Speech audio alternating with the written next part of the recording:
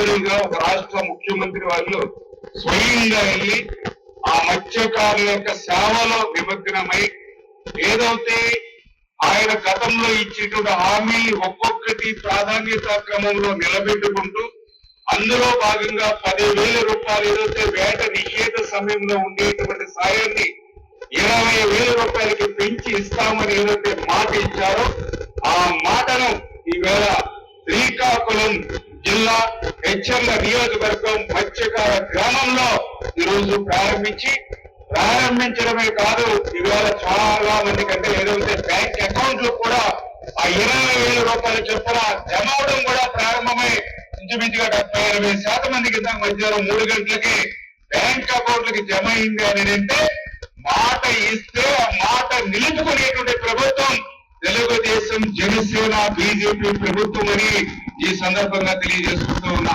ఆ నియోజకవర్గంలో కూడా వెలమంచిలి మండలంలో కూడా కొంతమంది ఈ అగ్రకుల క్షత్రియులు ఉన్నారు. నిజంగా వీళ్ళంతా కూడా ఒక నిజాయితీ నిబద్ధతగా ఉండేటువంటి ఒక మంచి సామాజిక వర్గంగా ఈ అగ్రకుల క్షత్రియులు నేను కూడా దగ్గరగా ఉండి చూడడం జరిగింది. మరి ఈరోజు యొక్క సముద్రం మీద వేటకెళ్ళేటువంటి స్థితిలో మరి వాళ్ళ ఇంట్లో నుండి చిన్న చిన్న పిల్లలు లేకపోతే ఆ కొడుకు మీద ఆధారపడే తల్లిదండ్రులను వదిలి మరి వాళ్ళ సముద్రం మీద వేటకెళ్తే మరి ఆ పిల్లలు టాటా చెప్పి మళ్ళీ ఆ తండ్రి మళ్ళీ తిరిగి ఇంటికి వచ్చేంత వరకు కూడా మరి ఎంత ఆందోళనతో ఉండేటువంటి పరిస్థితిలో మనందరికీ తెలుసు.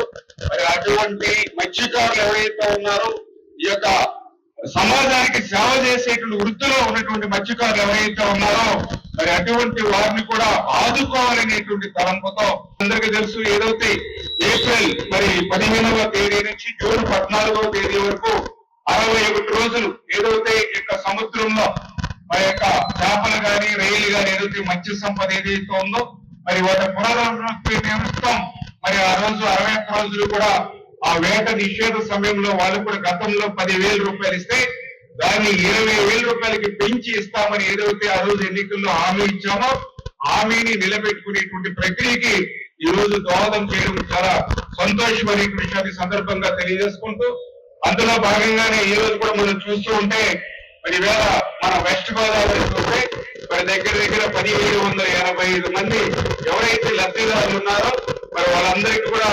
3.5 కోట్ల రూపాయలు ఈ రోజు ఒక్కొక్కరికి 20,000 రూపాయల చొప్పున వాళ్ళ అకౌంట్ లో జమ అవుతున్నటువంటి పరిస్థితి.